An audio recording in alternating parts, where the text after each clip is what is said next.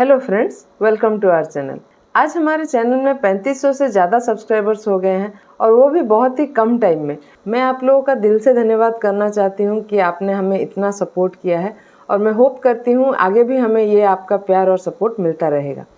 आपके बहुत सारे कमेंट्स हमें आते रहते हैं और मैं कोशिश करती हूँ आपके सारे कमेंट्स का रिप्लाई करने का या फिर उसको रिस्पॉन्ड करने का। अगर आपका कोई सजेशन है हमारे चैनल को, हमारे काम को इम्प्रूव करने के लिए, आप वो भी हमें कमेंट में लिख के बता सकते हैं। मैं कोशिश करूँगी उसके ऊपर भी काम करने के लिए। आपके सारे कमेंट्स देखते हुए मुझे एक कमेंट ऐसा भी मिला था, जैसे ये सर हैं, इन्होंने हमें फ्रॉड बोला था। एक्चुअली हमने एनएमडीसी के ऊपर एक डिस्कशन किया था और उसमें हमने सारे सेटअप्स के बारे में बात किया था। और ये जो सर हैं, इनको इतना हड़बड़ी था नाम जानने का कि सिर्फ ये नाम को देख के ही वहाँ से चले गए और इनको लगा कि हम एनएमडीसी स्टील के बारे में बात कर रहे हैं और ये हमें फ्रॉड भी बोले। अब पता नहीं ये हमें फ्रॉड क्यों बोले, हमने इनसे पता नहीं कितना पैसा गलत तरीके से लिया है जो ये हमें फ्रॉड बोले। लेकिन मैं बोलना चाहूँगी कि आप अगर चार्ट्स की डिस्कशन को देख रहे हैं, सिर्फ नाम के लिए ना देखें, उसके पूरे डिस्कशन को देखें ताकि आपको चार्ट कौन सा है वो भी समझ में आ जाएगा और चार्ट में क्या करना है वो भी समझ में आएगा। और मैं श्योर हूँ कि ये एनएमडीसी स्टील का बात कर रहे हैं, आप प्राइस भी देख सकते हैं उसी के आसपास है, जबकि हमने एनएमडीसी के बारे में यहाँ पे बात किया था। और ये सर है, ये हमसे हमारा पीएनएल स्टेटमेंट मांग रहे हैं। सर रेस्पेक्टफुली हम आपको अपना पीएनएल स्टेटमेंट क्यों दिखाएं? मैं यहाँ पे कोई ग्रुप नहीं चला रही हूँ जो मैं आपको अपना पीएनएल स्टेटमेंट दिखा के आपसे कोई जॉइनिंग फीस मांग रही हूँ, ऐसा नहीं है। आप देखिए मेरा सेटअप्स काम कर रहा है कि नहीं, आपको मेरे वीडियो से वैल्यू मिल रहा है कि नहीं, आप वो देखिए। मेरा प्रॉफिट और लॉस का मैं देखूंगी सर। और ये सर का ये भी कहना है कि सारे जो यूट्यूब चैनल खोलते हैं वो पैसा बनाने के लिए खोलते हैं सर। तो सर ये भी है बात कि कोई भी अगर मेहनत कर रहा है, कुछ काम कर रहा है, तो उससे उसको कुछ तो वैल्यू मिलनी चाहिए, कुछ तो उसको उससे रिटर्न मिलना चाहिए, इसलिए वो काम कर रहा है। तो हम भी यहाँ पे अगर मेहनत कर रहे हैं तो YouTube हमें कुछ पैसा दे रहा है, आप अपने जेब से नहीं दे रहे हैं सर। और इन रिटर्न में जो 5 से 8 मिनट आप सबका, मेरे सारे व्यूअर्स का लेती हूँ, उसमें मैं कोशिश करती हूँ कि पूरे 5 से 8 मिनट का वैल्यू आपको मिले। और मैं यहाँ पे थोड़ा सा भी टाइम वेस्ट नहीं करती हूँ, कोशिश करती हूँ सारे स्टॉक्स को पॉइंट टू पॉइंट शॉर्ट और सिंपल तरीके से डिस्कस करूं, और यही हमारा मोटो भी है। और जो हमारे रेगुलर व्यूअर हैं उनको ये चीज़ पता है और वो हमारे काम को अप्रिशिएट भी करते हैं। उसके लिए मेरे सभी एस्टीम्ड व्यूअर को दिल से थैंक यू। तो चलिए वीडियो में आगे बढ़ते हैं। आज हमारे पास बहुत सारे स्टॉक है डिस्कस करने के लिए, अभी बिल्कुल भी टाइम नहीं वेस्ट कर, लेकिन उससे पहले छोटा सा अपडेट देना चाहूँगी हमारे पुराने स्टॉक्स के बारे में। पहला स्टॉक है हुडको। ये स्टॉक को हमने 26 तारीख को डिस्कस किया था और यहाँ पे बहुत ही बड़ा कैंडल बना था, तो हम लोग का रिटेस्ट में ही एंट्री करने का प्लान था और आपने देखा कि स्टॉक में रिटेस्ट आया और 14 मई को हमारा पहला टारगेट अचीव हो गया था और आज 245 के लेवल पे हमारा दूसरा टारगेट भी अचीव हो गया है और इसी लेवल से स्टॉक में प्रॉफिट बुकिंग भी हुई है। हमारा अगला स्टॉक है डायनामिक केबल्स।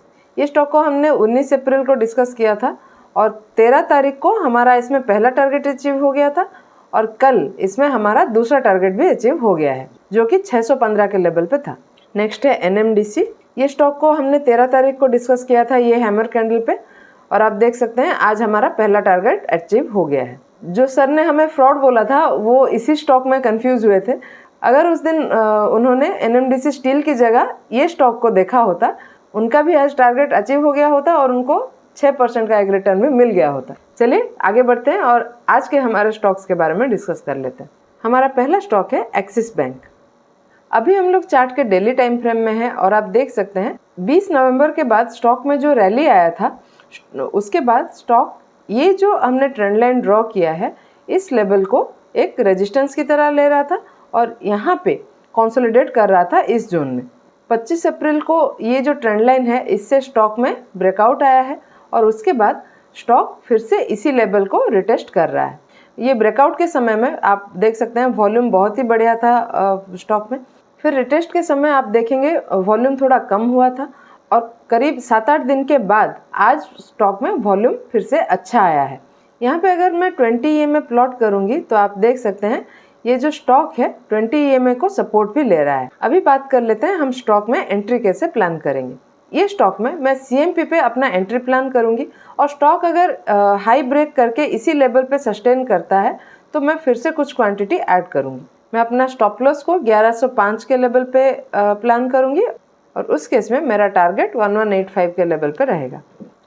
इसको अगर हम मेज़र करें तो यहाँ पे मुझे अराउंड 2.8% के रिस्क के सामने 3.68% का एक टारगेट दिख रहा है। चलिए देखते हैं हमारे अगले स्टॉक को। हमारा अगला स्टॉक है KEI इंडस्ट्रीज। अभी हम लोग चार्ट के डेली टाइम फ्रेम में है और चलिए स्टॉक को हम थोड़ा सा पीछे से देखते हैं।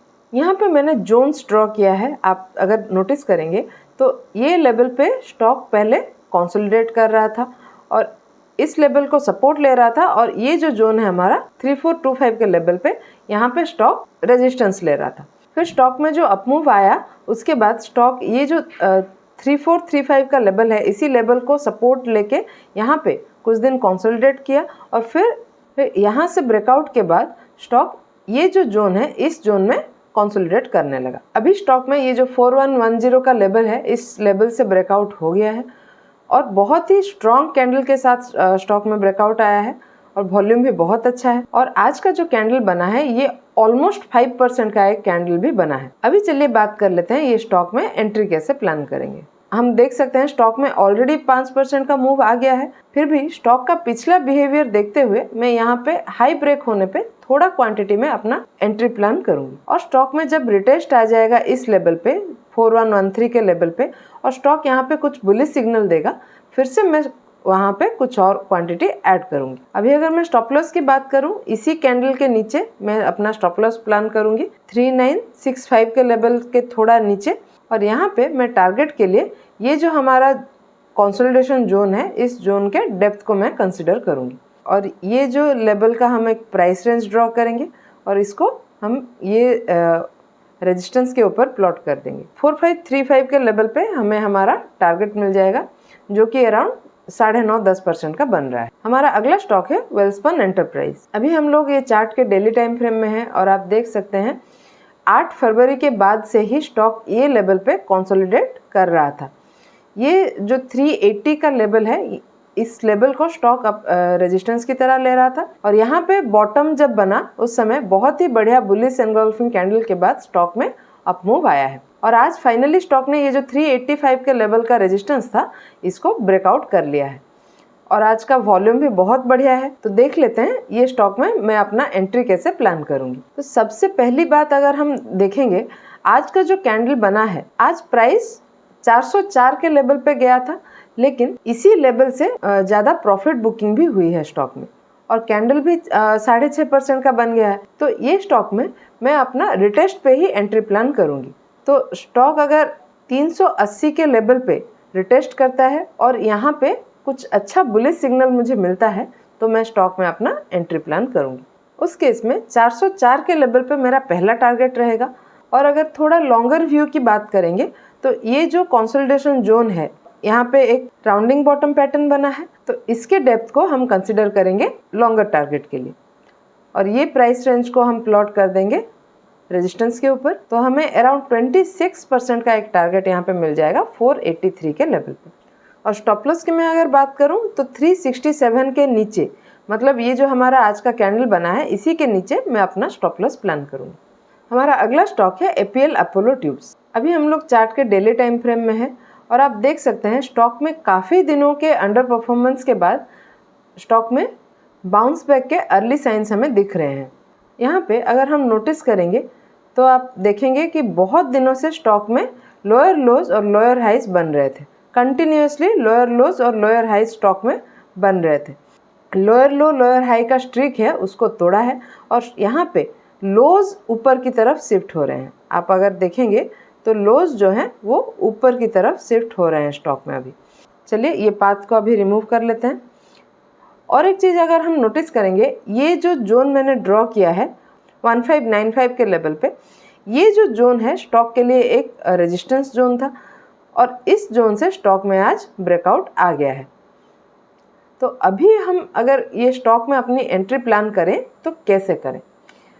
पहली चीज़ हम यहाँ पे क्या नोटिस करेंगे ये स्टॉक में इस लेवल पे 1645 के लेवल पे हमें एक रेजिस्टेंस दिख रहा है, ये एक माइनर रेजिस्टेंस है। और अगर आप ध्यान से देखेंगे तो आज के दिन इसी लेवल से प्रॉफिट बुकिंग भी हुई है स्टॉक में। इस लेवल पे सेलर्स एक्टिव है, इसीलिए मैं अगर यहाँ पे एंट्री करूंगी तो ये 1646 के लेवल का हाई ब्रेक होने पे ही मैं अपना एंट्री प्लान करूंगी। और यहाँ पे अगर एंट्री बनती है तो ये जो पूरा जोन है 1775 से 1800 तक का ये जो जोन है, ये पूरा जोन हमारे लिए टारगेट बन सकता है। और अगर स्टॉप लॉस की बात करें 1582 के नीचे मैं प्लान करूं। चलिए बढ़ते हैं हमारे अगले स्टॉक की तरफ। हमारा अगला स्टॉक है DLF। ये चार्ट को हम अभी डेली टाइम फ्रेम में देख रहे हैं और सबसे पहली चीज़ हमें यहाँ पे क्या नज़र में आ रहा है, यहाँ पे एक हेड एंड शोल्डर का पैटर्न हमें दिख रहा है। तो ये स्टॉक को हम डिस्कस क्यों कर रहे हैं, चलिए वो भी बात कर लेते हैं। सबसे पहली बात, ये जो 815 का लेवल है ये स्टॉक के लिए एक स्ट्रॉन्ग सपोर्ट है। स्टॉक ने यहाँ पे काफ़ी बार इस लेवल पे सपोर्ट लिया है, आप देख सकते हैं यहाँ पे और यहाँ पे। और दूसरी बात, अगर हम 100 EMA प्लॉट करें तो आप देखेंगे कि स्टॉक यहाँ पे 100 डे EMA को सपोर्ट भी ले रहा है। तो ये थोड़ा सा रिस्की ट्रेड हो सकता है, लेकिन यहाँ पे क्योंकि स्टॉप लॉस छोटा रहेगा हम यहाँ पे एक ट्रेड प्लान कर सकते हैं। तो 850 का अगर हाई ब्रेक होता है तो मैं ये स्टॉक में अपना एंट्री प्लान करूँगी और उस केस में 915 के लेवल पे मेरा एक टारगेट और 970 के लेवल पे मुझे एक और टारगेट यहाँ पे मिल जाएगा। और स्टॉप लॉस मैं 805 से थोड़ा नीचे प्लान करूँगी। अगर मैं इसको मेज़र करूँ यहाँ पे तो करीब 4% के रिस्क के सामने मुझे पहला टारगेट 7.5% का और दूसरा टारगेट करीब 14% का यहाँ पे मिल रहा है। चलिए बढ़ते हैं हमारे अगले स्टॉक की तरफ। ये स्टॉक को हमने पहले भी डिस्कस किया था। ये स्टॉक को हमने 13 तारीख को डिस्कस किया था जब स्टॉक में ब्रेकआउट भी नहीं आया था। ये जो हैमर कैंडल बना है यहाँ पे हमने डिस्कस किया था स्टॉक को और 420 का लेवल ब्रेक होने पे हमारा एंट्री का प्लान था। और आप देख सकते हैं स्टॉक में हमारा पहला टारगेट अचीव भी हो गया है 433 के लेवल पे, लेकिन स्टॉक अभी रिटेस्ट में आया है और ट्रेंड लाइन के आसपास ही रिटेस्ट कर रहा है। आज का जो कैंडल बना है वो एक इनडिसाइसिव कैंडल है। तो अगर यहाँ पे अगले दिन कोई स्ट्रॉन्ग कैंडल बनता है तो छोटा सा स्टॉप लॉस प्लान करके हम इस स्टॉक में एंट्री प्लान कर सकते हैं। तो मैं अपने स्टॉप लॉस को 415 के नीचे प्लान करके यहाँ पे अगर कुछ अच्छा कैंडल बनता है तो मैं स्टॉक में अपना एंट्री प्लान करूँगी। पहला टारगेट तो मेरा यही रहेगा 433 के लेवल पे और दूसरा टारगेट 448 के लेवल पे रहेगा। ये तो हो गया हमारे आज के सारे स्टॉक्स के एनालिसिस, लेकिन ध्यान रखें मैं सेबी रजिस्टर्ड एनालिस्ट नहीं हूँ और यहाँ पे मैं कोई बाइंग या सेलिंग का सजेशन या रिकमेंडेशन नहीं कर रही हूँ और मैं सिर्फ यहाँ पे मेरा जो एनालिसिस है वो आप लोगों के साथ शेयर कर रही हूँ। आपको अगर कोई बाइंग या सेलिंग स्टॉक्स में करनी हो तो अपने फाइनेंशियल एडवाइज़र की सलाह से ही करें या फिर अपनी प्रॉपर एनालिसिस कर लें। आपको हमारा आज का एनालिसिस कैसा लगा हमें कमेंट पे लिख के ज़रूर बताइएगा। अगर पसंद आया हो तो वीडियो को लाइक, चैनल को सब्सक्राइब करना बिल्कुल मत भूलिएगा। और ऐसे ही इन्फॉर्मेटिव कंटेंट के साथ मैं मिलती हूँ आपसे अगले वीडियो में। Thank you.